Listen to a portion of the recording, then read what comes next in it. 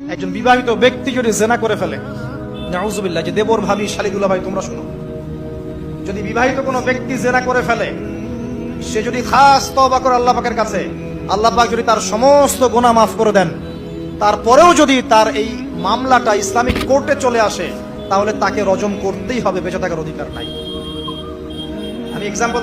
আমি দলিল দিচ্ছি, শোনেন। নবী সাল্লাল্লাহু আলাইহি ওয়াসাল্লামের একজন সাহাবী, মহিলা সাহাবী, তিনি পাপ করে ফেলেছেন। কি করেছেন? জেনা করে ফেলেছেন। বিবাহিত ব্যক্তি ছিলেন। নবীর কাছে এসে বলছেন, ইয়া রাসূলুল্লাহ তাহিরনি, আমাকে পবিত্র করুন, আমি অন্যায় করেছি। নবী সাল্লাল্লাহু আলাইহি ওয়াসাল্লাম বলছেন, মুখ ফিরিয়ে নিচ্ছে, একবার ডান দিকে মুখ ফিরাচ্ছেন, একবার বাম দিকে মুখ ফিরাচ্ছেন। নবী শুনতে যাচ্ছেন না, কারণ এটা কোর্টে চলে আসলেই বিপদ।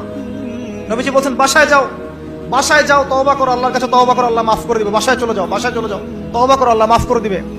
সে মহিলা বলছে, না ইয়া রাসূলুল্লাহ, আমি অনেক বড় অন্যায় করেছি, আমাকে পবিত্র করুন। আপনি পবিত্র না করেন তাহলে পরকালে আল্লাহ আমাকে শাস্তি দিবেন, আমাকে পবিত্র করুন। নবী সাল্লাল্লাহু আলাইহি ওয়াসাল্লাম বললেন, বাসায় যাও। তুমি গর্ভবতী হয়েছো? হ্যাঁ। বাচ্চা খালাস করো, তারপরে এসো, তোমার বিচার করে দেওয়া হবে।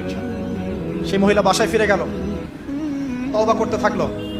তার গর্ভের সন্তান বড় হতে লাগলো। এক পর্যায়ে সন্তান জন্ম হলো।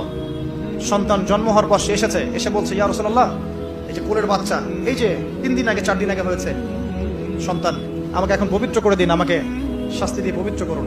নবী সাল্লাল্লাহু আলাইহি ওয়াসাল্লাম বাচ্চা দিকে তাকিয়ে বলছেন যে এই বাচ্চাকে দুধ পান করাতে হবে। এবার তিনি নবী সাল্লাল্লাহু আলাইহি ওয়াসাল্লামকে বলছেন, ইয়া রাসূলুল্লাহ, এই যে আমার বাচ্চা এখন রুটি খেতে পারে, আমাকে এখন পবিত্র করুন। নবী সাল্লাল্লাহু আলাইহি ওয়াসাল্লাম একজন মুসলিমকে বললেন, এই বাচ্চার দায়িত্ব কে নিতে পারবে? একজন মুসলিম সাহাবী বললেন যে আমি নিব ইয়া রাসূলুল্লাহ। তখন তার হাতে বাচ্চাকে সুপর্দ করা হলো।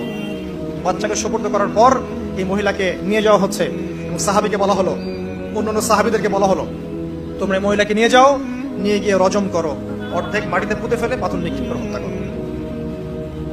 এবার সাহাবীরা এই কাজ করছেন। খালিদ বিন ওয়ালিদ রাদিয়াল্লাহু আনহু, বিখ্যাত বীর সাহাবী, তিনি তখন মুসলিম হয়েছেন এবং অনেক যুদ্ধের নেতৃত্ব দিচ্ছেন। তিনি একটা পাথর নিক্ষেপ করেছেন। এই পাথরের নিক্ষিপ্ত পাথরের আঘাতে রক্তের ফিনকি ছিটকে এসে খালিদ বিন ওয়ালিদ রাদিয়াল্লাহু আনহুর এই যে কাপড়ের মধ্যে পড়েছে। তখন খালিদ বিন ওয়ালিদ রাদিয়াল্লাহু আনহু তিনি বলছেন, ছি, আমার কাপড়ে একজন ব্যভিচারী নারী রক্ত পড়লো, এরকম একটা স্টেটমেন্ট তিনি করেছেন। তখন নবী সাল্লাল্লাহু আলাইহি ওয়াসাল্লাম রাগ করে বলেন, ইয়া খালিদ, তুমি থামো, তুমি জানো এই মহিলা অন্যায় করার পর এমন তওবা আল্লাহর কাছে করেছে, এত বেশি তওবা সে আল্লাহর কাছে করেছে, এত বেশি তওবা আল্লাহর কাছে করেছে বিগত এই সময়গুলোতে, এই তওবা যদি পুরো মদিনাবাসীর মধ্যে ভাগ করে দেওয়া হয় তবুও কম হবে। এবং সেই মহিলা এখন জান্নাতে আছে, জান্নাতে নদীতে সাঁতার কাটছে ইনশাআল্লাহ। আমি বুঝাতে পারলাম কিনা?